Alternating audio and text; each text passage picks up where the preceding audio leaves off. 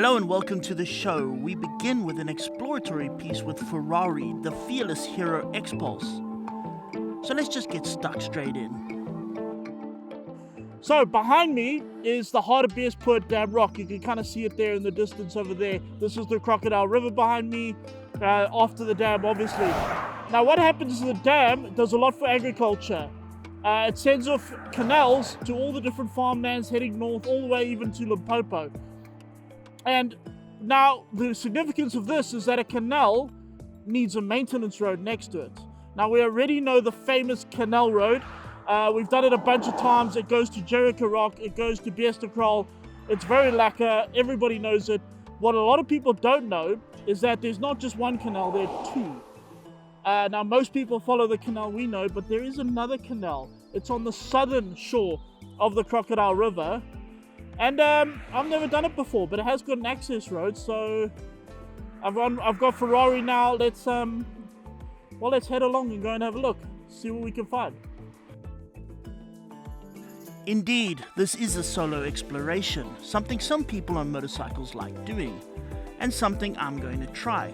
Hence this is all self-shot, which explains the awkward selfie style of the intro. And with that, we get started on our solo adventure to wherever the hell this canal road goes. Okay, so here it is. The canal road we all know is about about a kilometer back this way. This is a second canal with a second road. And this should be interesting actually. Wow, so far so good. It's definitely so far much better nick than the other one. And there's a tractor. Hello tractor. So there we got the canal. It's a bit overgrown at the moment, you can't really see it, but there you got a canal on that side. Hello canal. There's been a lot of rain, so yeah, all the plants and everything are rather large. Indeed, the rains have been good this summer, but while wild plants may grow, it helps in other areas too. Oh my word, look at that!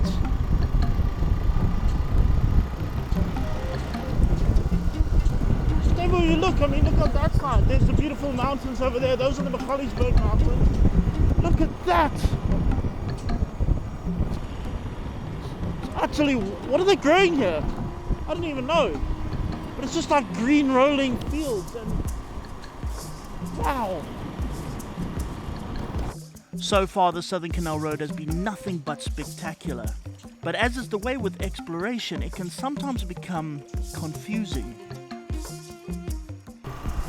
Okay, what I'm coming into now appears to be a bit of a township. That's not a problem though. Townships are fine, but what is a problem is this giant tar road sort of ahead of me, and the canal's kind of disappeared somewhere. It's gone subterranean and there's no kind of obvious route to kind of take. So there's a trick for this. It's called technology, yes. So what we do, hello, what we do is we haul out my cell phone.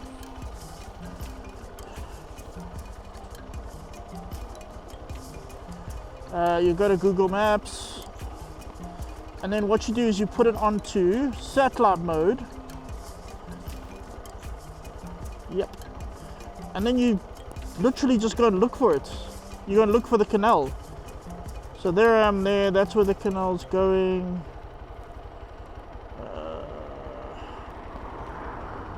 And yeah, eventually the canal comes out over there. So it means I'm gonna go along the road for a bit until I see the canal again. And then follow it. Lovely, let's do that.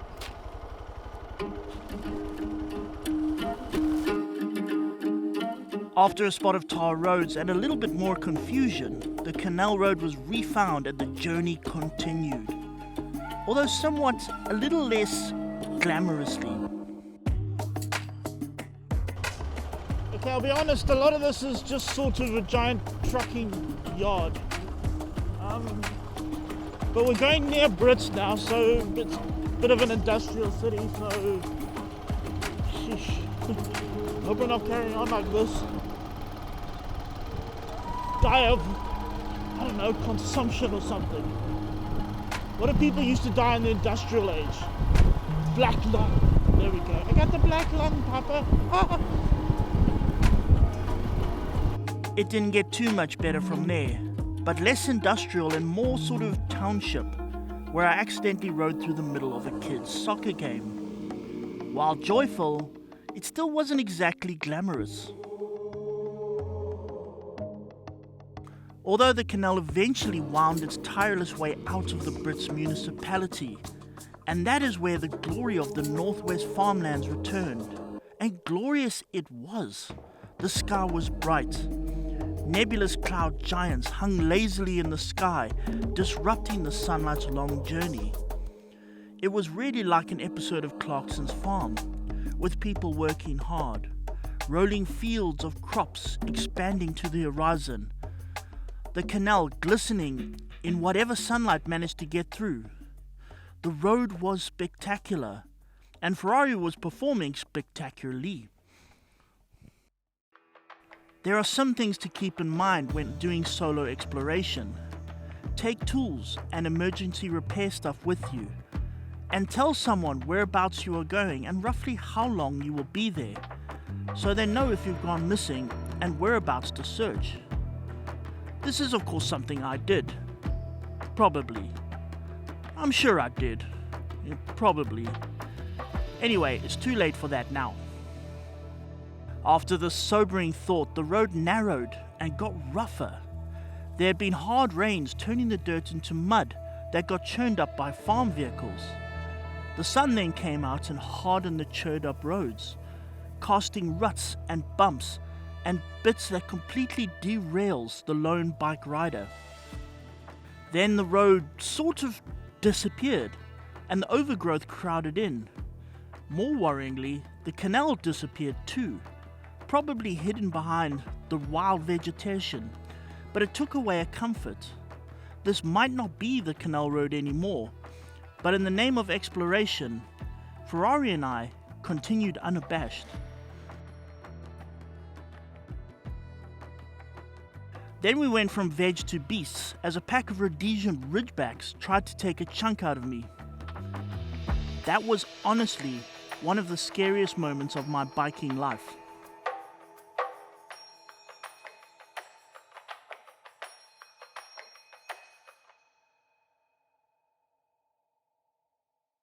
At that point, I thought about giving up, but then the wild bush made way for groomed lawns, tended trees, and even some decorative decor. What was this place? Let's take a look.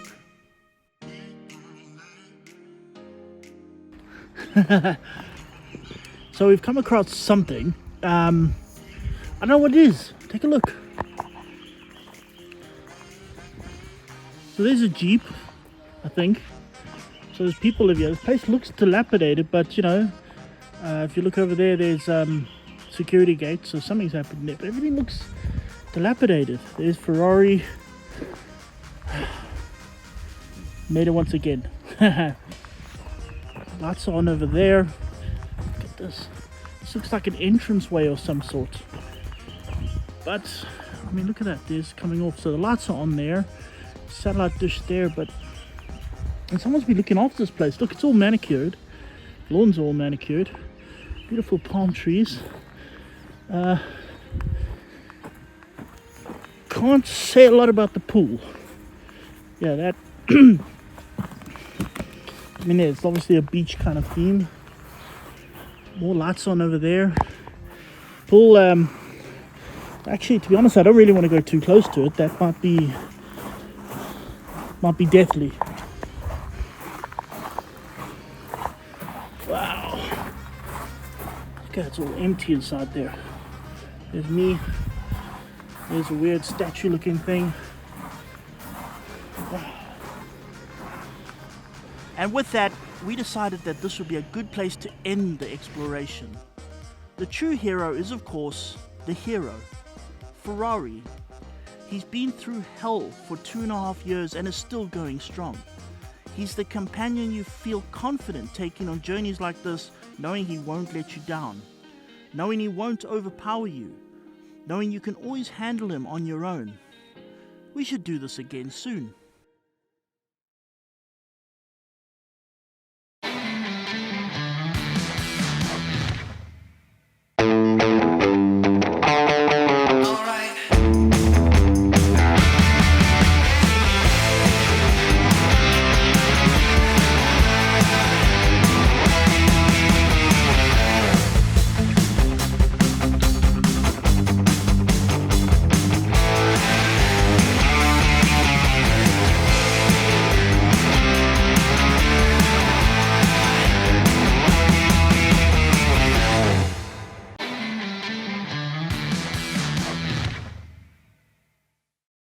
And now, ladies and gentlemen, we've got a little bit of news for you. KTM have launched a new bike. Now, we know the 390, it comes in several guises. You've got the sort of sporty road bike, the Duke 390 naked thing, then the 390 Adventure, which is sort of one of our favorites. A great little single cylinder 399cc engine, puts out 46 horsepower, 39 newton meters of torque, single cylinder, lovely and grunty, very cool. It is a bike we like very, very much. Now, for the more off-road hardcore person, they've launched a 390 Enduro version, 390 Enduro R, a bit like you got the 690 Enduros. So it's road legal, it's got a headlight, it's got flickers, you can put a number plate on it, you can do all of that kind of stuff. However, it's more in tune for off-road riding. Yeah, so it's got WP proper apex suspension, fully adjustable. You can do whatever you like with it, long travel, so you can hit stuff hard, high ground clearance, all that kind of thing. But it's still got that 390 motor. It weighs 159 kilograms. That is without fuel though, so just be a little bit wary of that. It's got a steel frame combined with a aluminium subframe and an aluminium swing arm. The wheels 21-inch spoked in the front, 18-inch spoke in the rear, just like a Enduro bike. So all of the good stuff. You're able to have things like a quick shifter is an optional extra, so you can go up with the throttle open. That's very, very cool. It's got a TFT dash with full color dash at least, with connectivity to your cell phone, so you can still do all of the sort of civilized things in that. The ABS does switch off, which you'll all be very pleased to note. So if you want to go really proper off-road, lock the back wheel, do stoppies, do all that kind of stuff, you can do all of that, which is very excellent. Now the headlight comes directly off the 690 Enduro, which is a good headlight, proper LED thing, nice and bright, all that kind of stuff. So very, very cool there also. Of course, the seat is all flat, like an Enduro bike. So it's not. So you'd want your adventure if you're going to do more long distance traveling. This is more your kind of dual purpose sort of bike. So yes, you can jump on a road. Yes, you can go distance on a road. Won't be the most comfortable, have a bit of a hard seat, not the most wind protection. But when you get to the off-road, you can literally pretty much almost do full Enduro sort of work, which is going to be a lot of fun. They've also done a supermoto version, an SMRC or SMC or whatever it's called, except we don't really get those in South Africa, or people don't really sell them. I'm not really sure if it is coming, but it is just a supermoto. It's the same sort of thing, but with 17-inch supermoto wheels, which I think would be very cool. I don't see those things selling very highly in South Africa.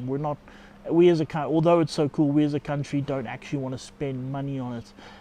So yeah, they got the new Enduro bike. That should be a big favorite among people, especially the guys who really like their off-road riding, who want something, who don't mind sitting in the long road on a less comfortable bike, but want proper off-road capabilities when they get there. They're really going to enjoy this thing. We're still not 100% sure when it's coming to the country, nor the price, but look out for more details coming up soon.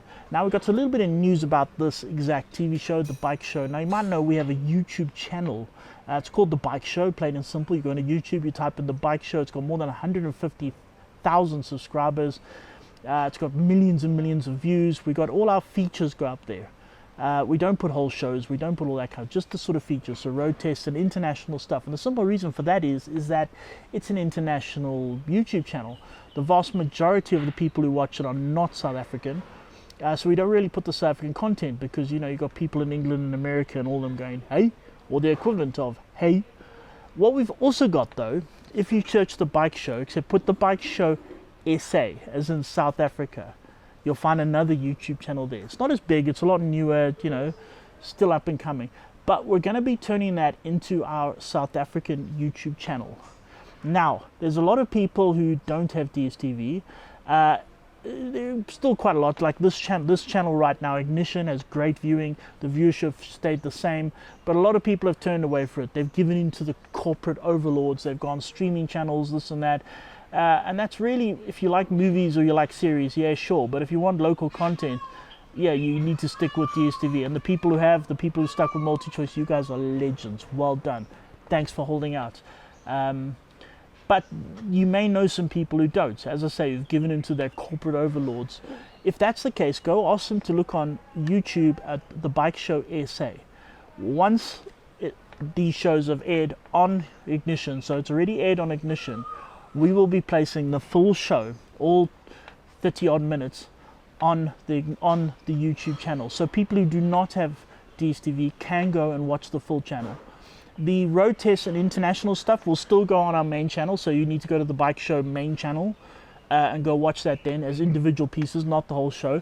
But the South African stuff, like we had Anti-Pant Ride just the other week, we've got the Amateur Show, we've got the Ubuntu Run, those sort of things. They're South African, so you put them on the international, people don't really know what it is, but we will put those on the South African channel, plus the interviews with all the various different interesting people and this and that.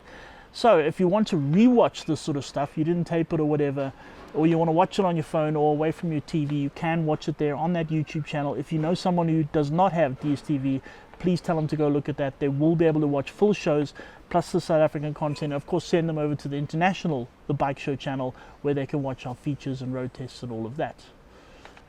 And then one more thing, we've got a hero ride coming up. You may know about these hero rides. They're put together by Hero Motorcycles. You know me, I've got Ferrari, my Xpulse, you've seen it.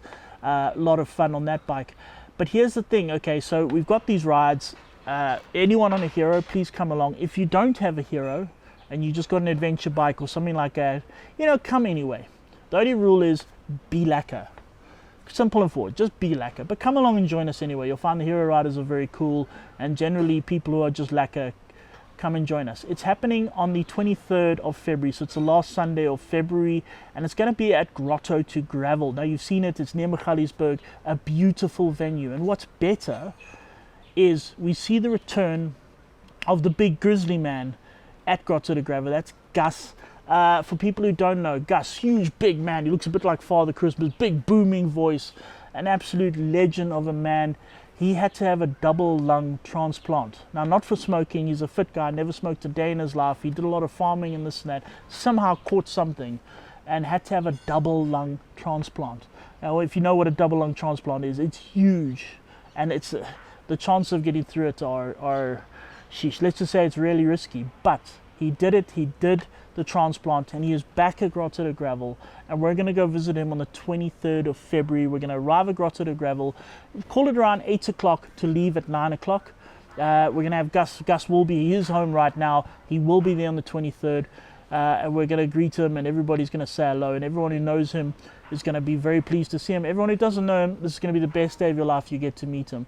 That's on the Sunday 23rd. If you want to stay over the night before, get hold of Grotto to Gravel.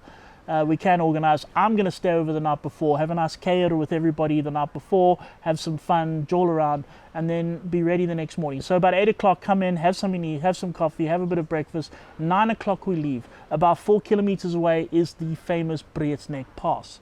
We're going to be going over Breedsneck. We're going to be visiting places like the famous Ronnie House. Maybe we're going to find a few new little trails and things. Going to have a lot of fun.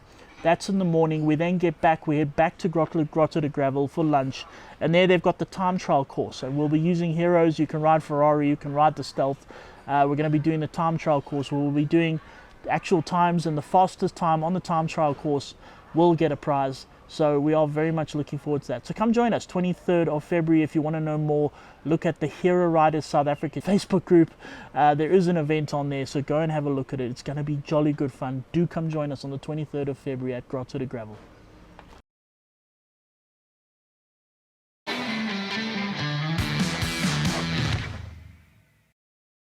Here we are, good people, at the Mzansi Harley-Davidson dealership in Fourways for the start of a very unique motorcycle event. Actually, this is one of the starts of many all over South Africa, all over Africa, and more so, all over the world of a unique motorcycle event. This is the Ubuntu Run, the 9th Ubuntu Run.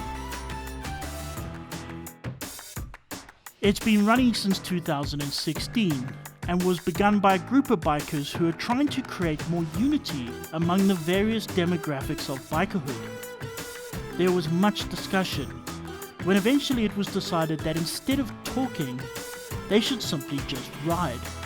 And so the first Ubuntu Run happened, with bikers from every background getting together and basically just going for a ride. Like all events, it started small with a few bikes, but has grown over the years. Not only has the Joburg event grown, but it has sprouted more events, with Ubuntu Runs happening on the last Sunday in January in every province in South Africa. That's impressive, but it gets better, because not only has it grown in South Africa, but all over Africa, with 11 African countries now taking part, right from South Africa to Egypt.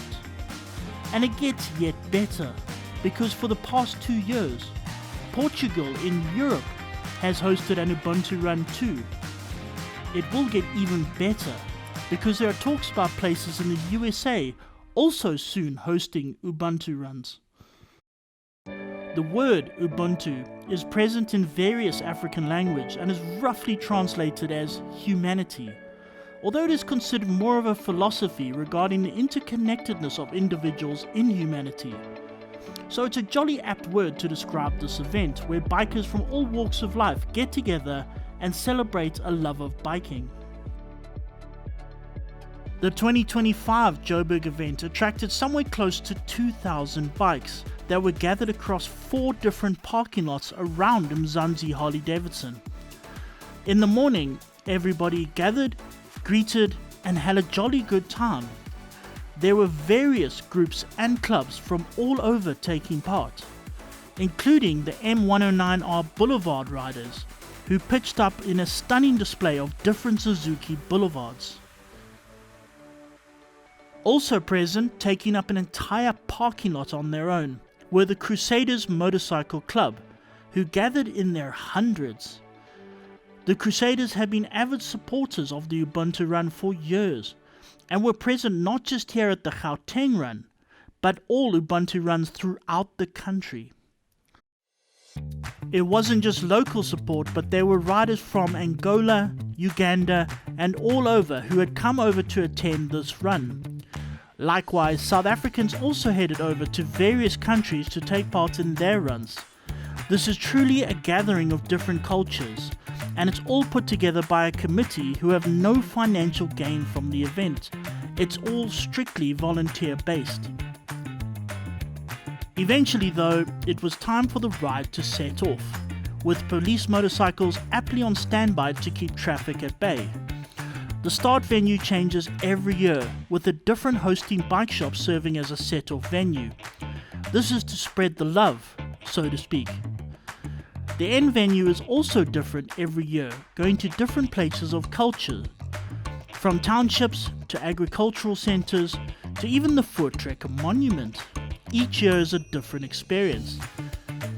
This year headed to an end venue in Western area, with a McDonald's restaurant having to make a couple thousand burgers.